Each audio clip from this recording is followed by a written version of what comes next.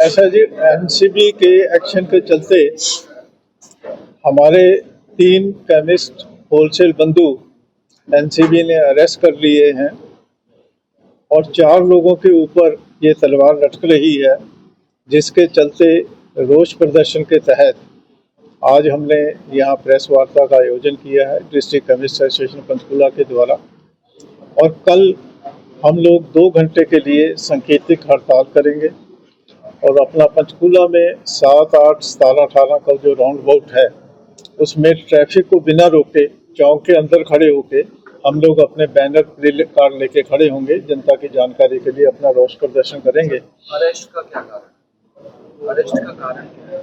Arrest का कारण ये है जी, मार्च के महीने में एनसीबी ने रेड किया था हाई कोर्ट के निर्देशों के चलते पिंजौर में एक केमिस्ट को। रेड के दौरान ये जानकारी मिली कि उस केमिस्ट का जो लाइसेंस था वो पार्शियल था।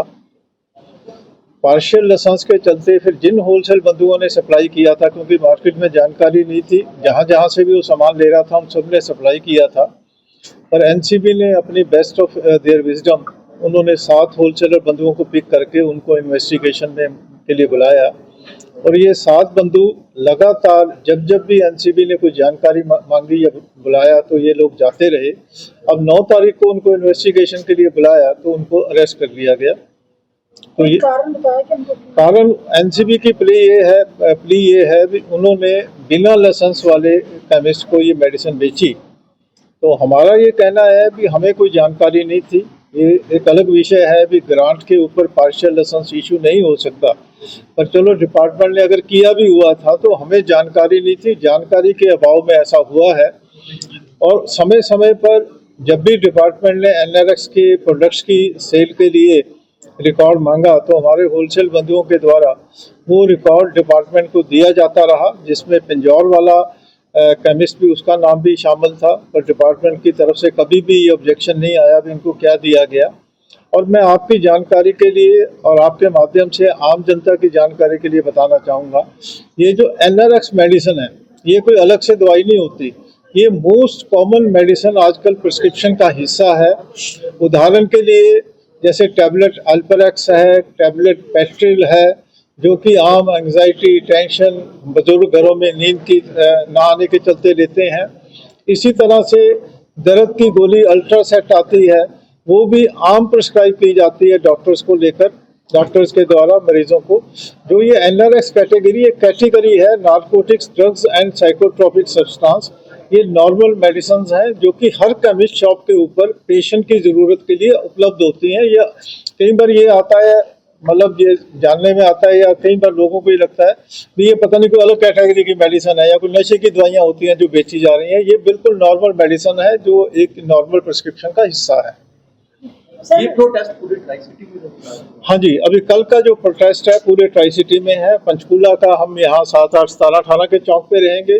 चंडीगढ़ केमिस्ट एसोसिएशन मटका चौक के ऊपर सुबह 8 से 10 बजे प्रोटेस्ट करेगी और मोहाली डिस्ट्रिक्ट की केमिस्ट एसोसिएशन जो है फेज 7, 8 की जो लाइट पॉइंट है उसके ऊपर सुबह 8 से 10 पे प्रोटेस्ट करेगी। इसके साथ साथ बरवाला, रायपुर, रानी यहाँ पर भी प्रोटेस्ट होगा। शॉप्स क्लोज रहेंगे जी 10 बजे। प्रोटेस्ट को लेकर मुख्य मांगे क्या रहेगी? हमारी मुख्य मांगे ये है जी, हमारे सरकार के द्वारा 16 तारीख को एसीएस हेल्थ से हमारी मीटिंग हुई थी। उन्होंने उस समय एग्री किया था भी हम एक सर्कुलर इशू करेंगे भी आज के बाद पार्शियल लाइसेंस इशू नहीं होगा।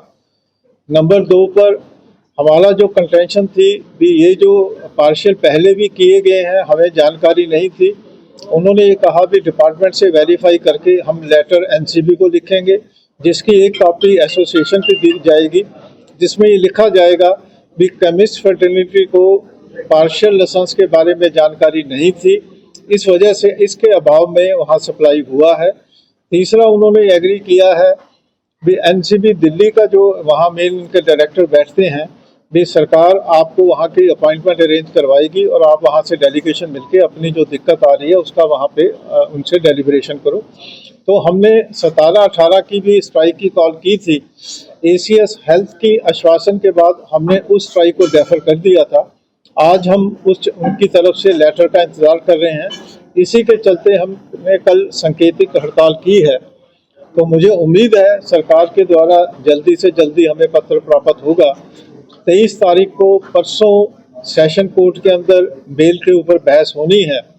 अगर ये पत्र आज शाम को या कल तक हमें मिल जाता है सरकार के द्वारा, तो हमें उम्मीद है कि उनकी बेल के अंदर ये काफ़ी मददगार साबित होगा। तो हमारे बंधु जो इस समय प्रताड़ना सहन कर रहे हैं अम्बाला जेल के अंदर, वो वापस आ पाएंगे, अपने परिवार के अंदर आ पाएंगे।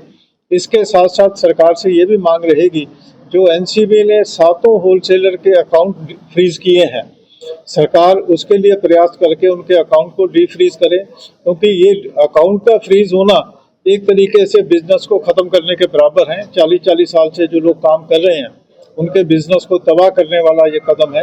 ये एनसीबी भी इसके बारे में सोचे और सरकार भी इसके ऊपर विचार करके इसके लिए कदम उठाए, ताकि इन लोगों के अकाउंट जो है डीफ्रीज हो पाए। ध्यान में लाना रह गया था। इसी दौरान ड्रग डिपार्टमेंट ने भी कार्रवाई करते हुए इन 7 होलसेलर के जो लाइसेंस है 10 दिन के लिए सस्पेंड किए थे पिछले महीने, और साथ साथ उनका एनआरएक्स कैटेगरी की जो मेडिसिन है वो लाइसेंस परमानेंटली कैंसिल कर दी है। अब उस कैंसिलेशन के चलते वो पंचकूला के मेन होलसेलर हैं। पंचकूला के अंदर एनआरएक्स जो मेडिसिन हैं उनकी शॉर्टेज आने वाले समय में अभी हो भी चुकी है, आने वाले समय में और भी दिक्कत होगी, जिससे डॉक्टर केमिस्ट के साथ साथ पेशेंट को भी भारी परेशानी का सामना करना पड़ेगा। तो मेरी सरकार से, प्रशासन से आग्रह है, इसकी मामले की चिंता करते हुए जो भी, और जो हेल्थ सेक्रेटरी की मीटिंग में जो डेलिब्रेशन के बाद एक सहमति बनी थी, उस दिशा के अंदर काम किया।